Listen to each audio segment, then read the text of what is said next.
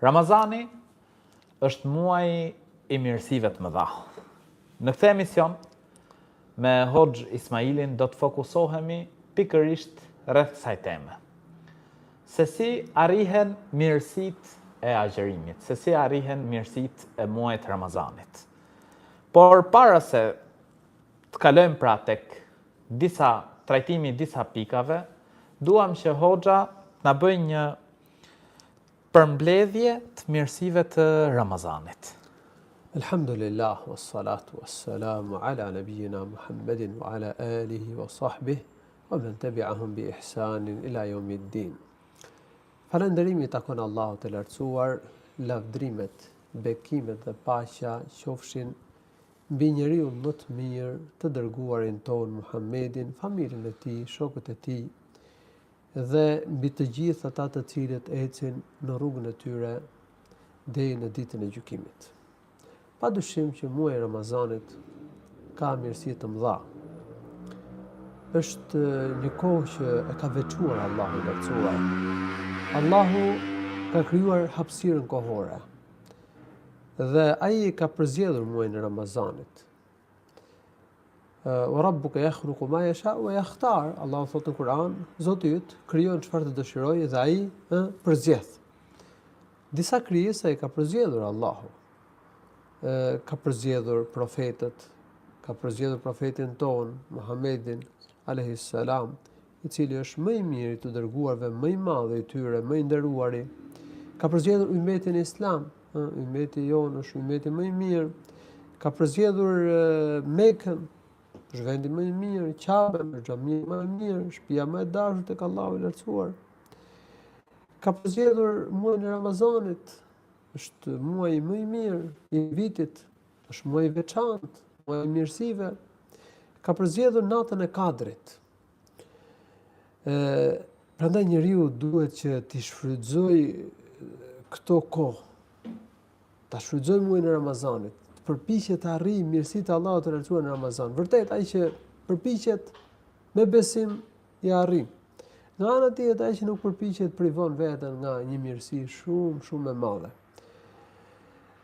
Muaji i Ramazanit është muaji i agjerimit dhe Allahu i lartësuar shpërblen agjeruesin pa hesab, pa llogari. Veprat e kanë shpërbimin të caktuar, një e mirë deri shpërblehet nga Allahu i lartësuar me 10 mira deri në 700 fish, siç ka thënë Allahu i lartësuar në një hadith kutsi, pra është hadith që na ka përcjell profeti nga Allahu i lartësuar. Por Allahu thot illa sawm fa innahu li wa ana ajzi bih, për jashtim bën agjërimi, ai më përket mua dhe unë shpërblej për ta. Kjo do të thotë që agjërimi ka shpërblim pa hesab, pa llogari, ka një shpërblim shumë të madh, që ne nuk e llogarisim dot.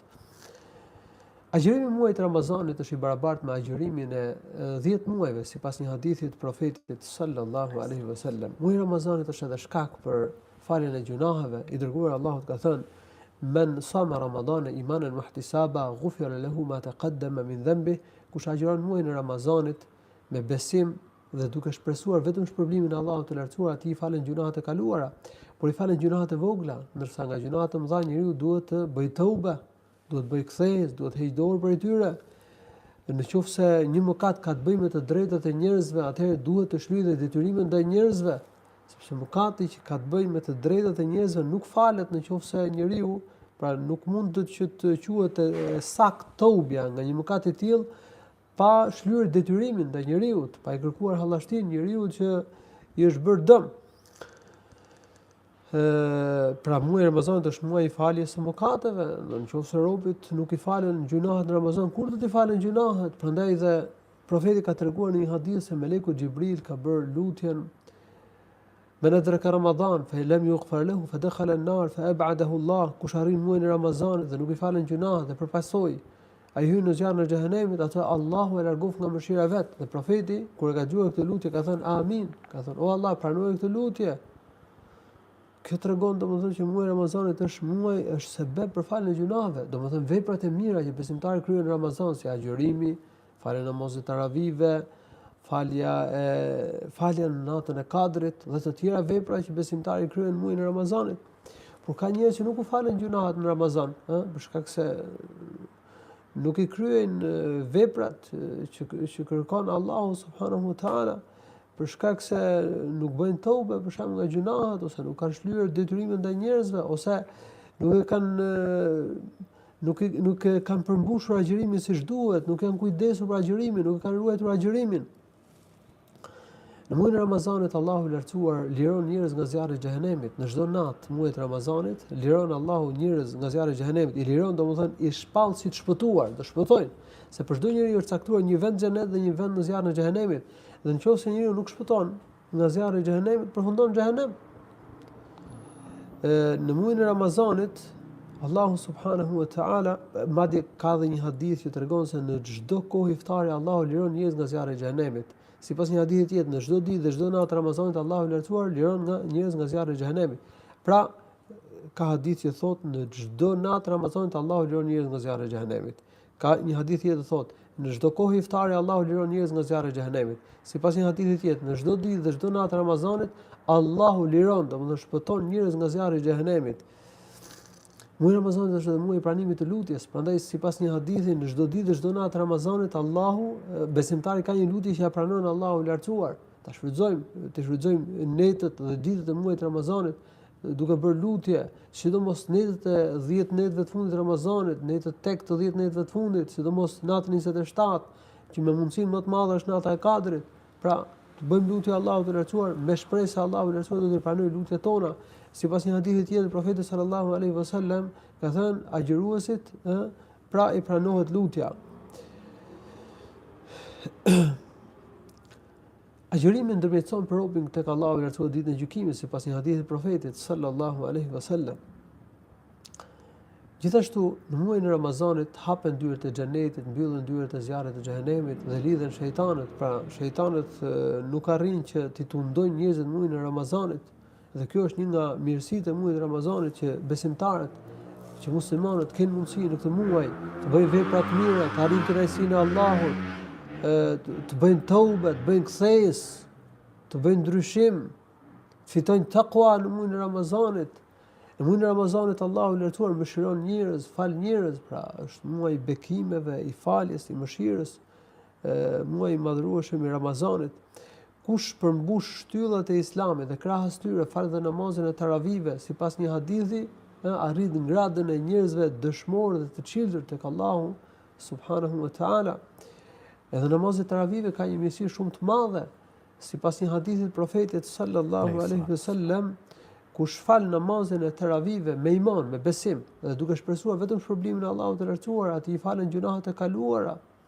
E përmend edhe hadithin e kaluar që kush përmbush shtyllat e Islamit dhe krahas tyre fal dhe namazin e taravive në netët e Ramazanit, ai do të jetë në gradën e njerëzve të dëshmorë dhe të çiltur, domethënë do ketë shpërblimin e tyre në xhenet, që është një grad shumë e lartë në xhenet. I dërguar Allahu sallallahu alaihi wasallam, sipas një hadithi tjetër, ka përmendur se kush fal namaz me imamin, derisa jep selam imami në netët e Ramazanit, kush fal namazin e yatsis me imamin dhe vazhdon të fal me imamin namazin e taravive dhe namazin e vitrit derisa të jap selam imami. Prandaj këshillojmë besimtarët që të vazhdojnë të qëndrojnë me imamin derisa të falin namazin e vitrit dhe të japin selam bashkërisht me imamin, në mënyrë që ta marrin sevapin, shpërblimin, sikur janë falur me imamin gjatë gjithë natës deri në agimin e saj. Kështu ka përmendur profeti sallallahu alaihi wasallam në një hadith. Agjërimi është mburoj, e mbron njeriu nga zjarri i xhehenemit, e mbron robën në këtë botë nga të këqijat, nga veset e ulta, nga moralet e këqija, nga gjunahet. Pra duhet shërbej si mbrojtje agjërimi. Dhe si rrjedhim është dhe mbrojtje nga zjarri i xhehenemit. Agjëruesi i ka dy gëzime, sipas hadithit profetit sallallahu alaihi wasallam. Kur çel gëzohet, që ka plotësuar ditën e agjërimit, po shuan etjen, po shuan urinë, dhe kur të takohet me Allahun në ditën e gjykimit dhe do të marrë shpërblimin e agjërimit, do gëzohet me shpërblimin e madh të agjërimit. Nata e Kadrit është nata më e mirë e vitit, është një nga 10 netët e fundit të Ramazanit, me mundësinë më të madhe është nata 27. Edhe kjo është, domethënë, është më e mirë se 1000 muaj, siç e ka përmendur Allahu i lartësuar në Kur'an, domethënë adhurimet, ibadetet, namazi në natën e Kadrit është më i mirë se sa ibadeti, adhurimi në 1000 muaj, një mirësi shumë e madhe e muajit Ramazanit.